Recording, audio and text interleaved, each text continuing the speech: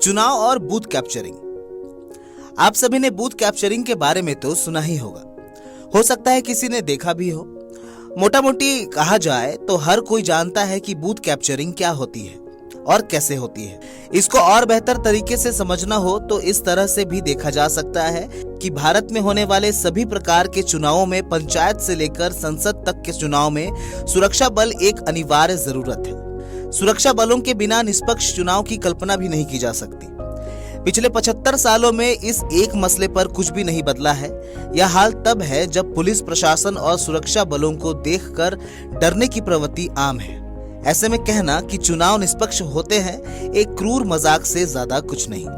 75 सालों में हुए विकास और उससे हुए बदलावों के दौर में थोड़ा सा बदलाव बूथ कैप्चरिंग के तौर तरीकों में भी आया है।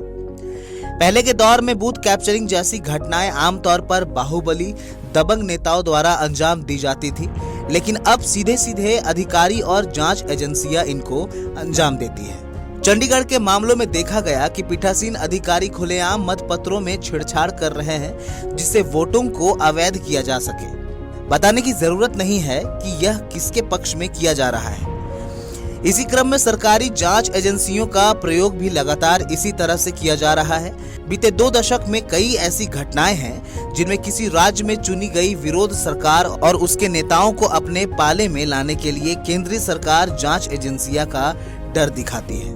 मजे की बात यह है कि जनता के बहुमत से चुनकर आए नेता डर और दबाव में झुक जाते हैं। जांच एजेंसियों के माध्यम से इस तरह बहुमत की कैप्चरिंग का हालिया प्रयास झारखंड में किया गया, जहां एक जांच एजेंसी ने वहां के मुख्यमंत्री पर कई तरह के भ्रष्टाचार के आरोप लगाए और उन्हें गिरफ्तार किया।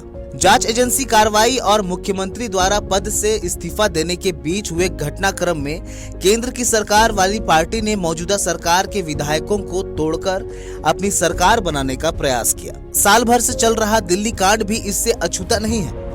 दिल्ली सरकार के कई मंत्री और उप मुख्यमंत्री जेल में हैं। जांच एजेंसी मुख्यमंत्री ने पूछताछ के लिए लगातार समन जारी कर रही है।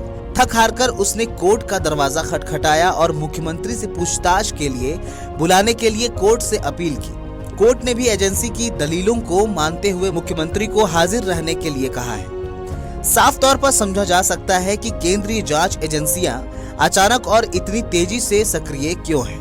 ये सभी बूथ कैप्चरिंग के तरीके हैं जो बदले हुए स्वरूप में थोड़े बेहतर ढंग से अंजाम दिए जाते हैं, बिना इसके फर्क किए कि इससे जनता क्या सोचेगी। अदालतों की भूमिका भी इन मामलों में अहम है। अदालतें जांच एजेंसियों को इस तरह की कार्रवाइयों को लेकर कई दफा डांट लगा चुकी है। ये लोग हर बार अपने सुधरने का वादा करके अदालत से बाहर निकलते ही वही कृत्य बार बार करते हैं। नमस्कार दोस्तों, चंडीगढ़ झारखंड के मसलों को कैसे देखते हैं? क्या आप भी सहमत हैं कि यह लोकतंत्र का मजाक बनाते बूथ कैप्चरिंग की घटना है, जिससे आए दिन लोकतंत्र का मजाक बनाया जाता है?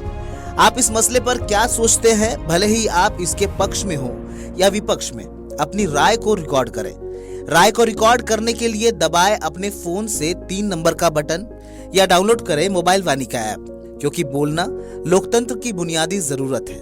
बोलेंगे तो बदलेगा। धन्यवाद।